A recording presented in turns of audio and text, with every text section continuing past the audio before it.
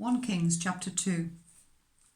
When the time drew near for David to die, he gave a charge to Solomon his son. I am about to go the way of all the earth, he said. So be strong, act like a man, and observe what the Lord your God requires. Walk in obedience to him, and keep his decrees and commands, his laws and regulations, as written in the law of Moses. Do this so that you may prosper in all you do and wherever you go, and that the Lord may keep his promise to me. If your descendants watch how they live, and if they walk faithfully before me with all their heart and soul, you will never fail to have a successor on the throne of Israel. Now you yourself know what Joab son of Zeruiah did to me, what he did to the two commanders of Israel's armies, Abner son of Ner and Amasa son of Jether. He killed them, shedding their blood in peacetime as if in battle. And with that blood he stained the belt round his waist and the sandals on his feet. Deal with him according to your wisdom, but do not let his grey head go down to the grave in peace. But show kindness to the sons of Barzillai of Gilead, and let them be among those who eat at your table. They stood by me when I fled from your brother Absalom. And remember, you have with you Shimei son of Gera, the Benjaminite from Bahurim, who called down bitter curses on me the day I went to Mahanaim.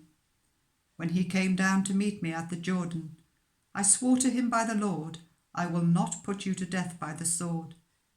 But now, do not consider him innocent. You are a man of wisdom, you will know what to do with him. Bring his grey head down to the grave in blood. Then David rested with his ancestors and was buried in the city of David. He had reigned for 40 years over Israel, 7 years in Hebron and 33 in Jerusalem. So Solomon sat on the throne of his father David, and his rule was firmly established. Now Adonijah, the son of Haggith, went to Bathsheba, Solomon's mother. Bathsheba asked him, "Do you come peacefully?" He answered, "Yes, peacefully." Then he added, "I have something to say to you." "You may say it," she replied. "As you know," he said, "the kingdom was mine. All Israel looked to me as their king, but things changed, and the kingdom has gone to my brother, for it has come to him from the Lord. Now I have one request to make of you. Do not refuse me." "You may make it," she said. So he continued, "Please ask King Solomon, he will not refuse you, to give me Abishag the Shunammite as my wife." "Very well," Bathsheba replied. "I will speak to the king for you." When Bathsheba went to King Solomon to speak to him for Adonijah, the king stood up to meet her, bowed down to her, and sat down on his throne. He had a throne brought for the king's mother, and she sat down at his right hand. "I have one small request to make of you," she said. "Do not refuse me." The king replied, "Make it, my mother. I will not refuse you." So she said, "Let Abishag the Shunammite be given in marriage to your brother Adonijah." King Solomon answered his mother, "Why do you request Abishag the Shunammite for Adonijah? You might as well request the kingdom for him. After all, he is my older brother. Yes, for him and for Abiathar the priest and Joab son of Zeruiah." Then King Solomon swore by the Lord, "May God deal with me, be it ever so severely, if Adonijah does not pay with his life for this request. And now, as surely as the Lord lives, he who has established me securely on the throne of my father David, and has founded a dynasty for me, as he promised, Adonijah shall be put to death today." So King Solomon gave orders to Benaiah, son of Jehoiada, and he struck down Adonijah, and he died. To Abiathar the priest, the king said, "Go back to your fields in Anathoth. You deserve to die." But I will not put you to death now, because you carried the ark of the sovereign Lord before my father David, and shared all my father's hardships." So Solomon removed Abiathar from the priesthood of the Lord, fulfilling the word the Lord had spoken at Shiloh about the house of Eli. When the news reached Joab, who had conspired with Adonijah, though not with Absalom, he fled to the tent of the Lord and took hold of the horns of the altar. King Solomon was told that Joab had fled to the tent of the Lord and was beside the altar. Then Solomon ordered Benaiah, son of Jehoiada, "Go, strike him down." So Benaiah entered the tent of the Lord and said to Joab, "The king says, 'Come out.'" But he answered, "No, I will die here." Benaiah reported to the king, "This is how Joab answered me." Then the king commanded Benaiah, "Do as he says, strike him down and bury him, and so clear me and my family line of the guilt of the innocent blood that Joab shed.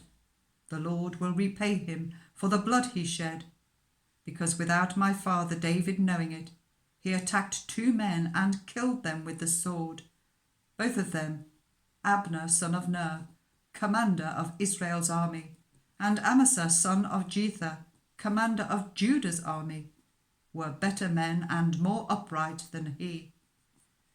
May the guilt of their blood rest on the head of Joab and his descendants forever, but on David and his descendants, his house and his throne, may there be the Lord's peace forever." So Benaiah son of Jehoiada went up and struck down Joab and killed him, and he was buried at his home out in the country. The king put Benaiah son of Jehoiada over the army in Joab's position, and replaced Abiathar with Zadok the priest. Then the king sent for Shimei and said to him, "Build yourself a house in Jerusalem and live there, but do not go anywhere else. The day you leave and cross the Kidron Valley, you can be sure you will die. Your blood will be on your own head." Shimei answered the king, "What you say is good. Your servant will do as my lord the king has said." And Shimei stayed in Jerusalem for a long time. But 3 years later, 2 of Shimei's slaves ran off to Achish, son of Maacah, king of Gath, and Shimei was told, "Your slaves are in Gath." At this, he saddled his donkey and went to Achish at Gath in search of his slaves. So Shimei went away and brought the slaves back from Gath. When Solomon was told that Shimei had gone from Jerusalem to Gath and had returned, the king summoned Shimei and said to him, "Did I not make you swear by the Lord and warn you, on the day you leave to go anywhere else, you can be sure you will die? At that time you said to me, 'What you say is good, I will obey.' Why then did you not keep your oath to the Lord and obey the command I gave you?" The king also said to Shimei, "You know in your heart all the wrong you did to my father David. Now the Lord will repay you for your wrongdoing. But King Solomon will be blessed, and David's throne will remain secure before the Lord forever." Then the king gave the order to Benaiah, son of Jehoiada, and he went out and struck Shimei down, and he died. The kingdom was now established in Solomon's hands.